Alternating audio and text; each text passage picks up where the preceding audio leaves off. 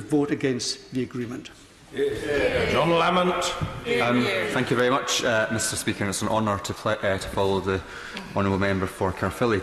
Now, since the EU referendum result in 2016, I think we've all been grappling with the result, what it means for our constituents, our country, and how we best respond in the interests of our country. The public are rightly tired, I believe, of Brexit. For many, it's become an issue which is far too abstract, legalistic and confusing.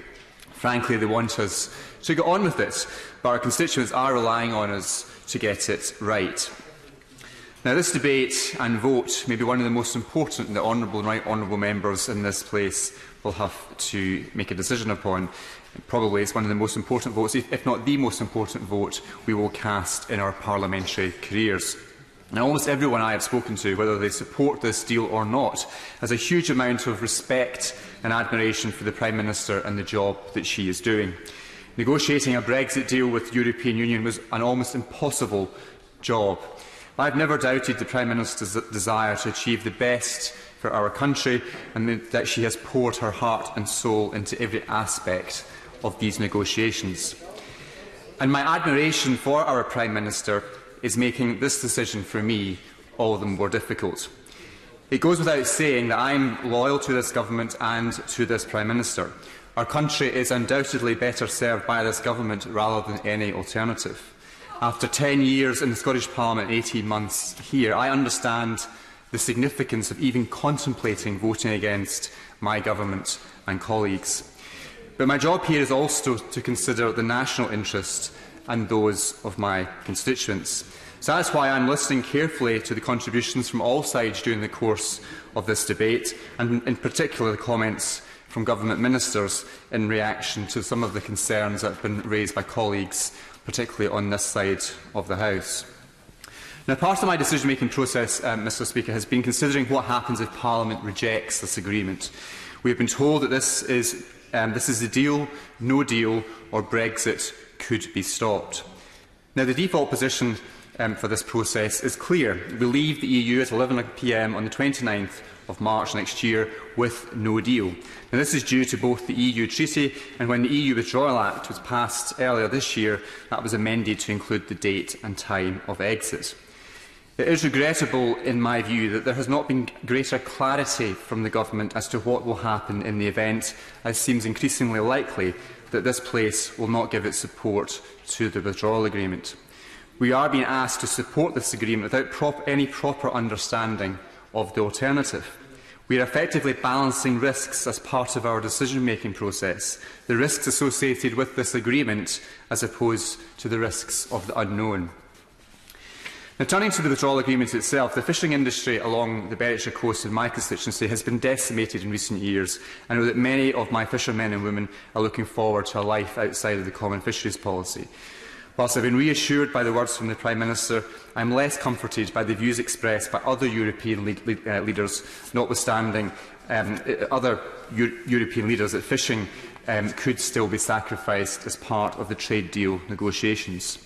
Whilst I am happy to accept the words of our Prime Minister and her commitment to Scotland's fisheries, my fear is that the precise arrangements will be decided until some point in the future.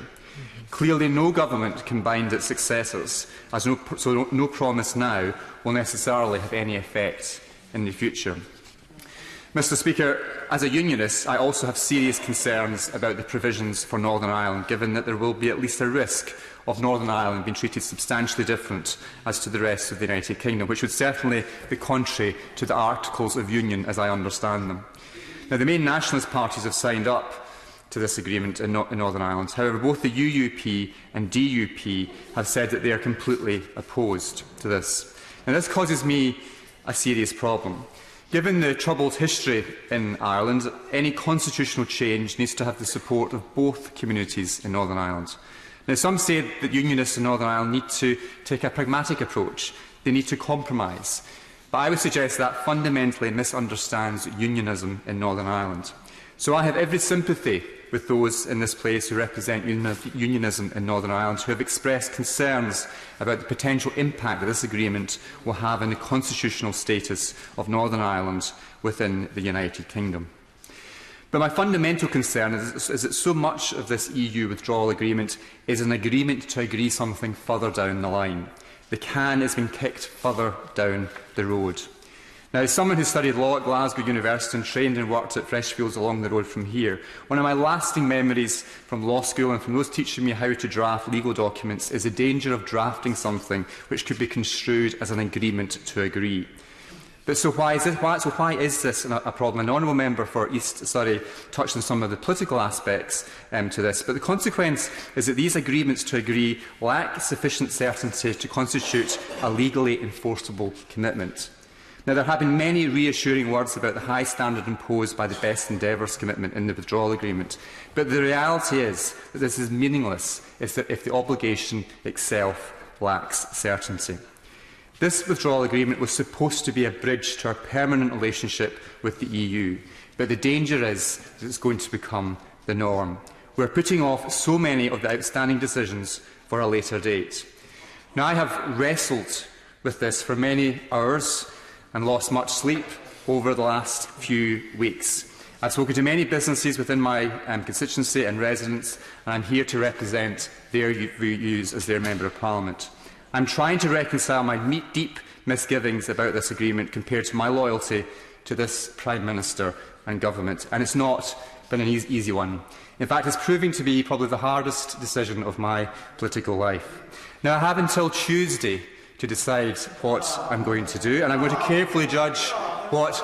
If the members opposite perhaps show me some respect, I am wrestling with a very difficult decision on behalf of my constituents and on behalf of my country. Rather than mocking my decision-making process, I would suggest. Look, we've heard so much from the honourable gentleman and his colleagues about threatening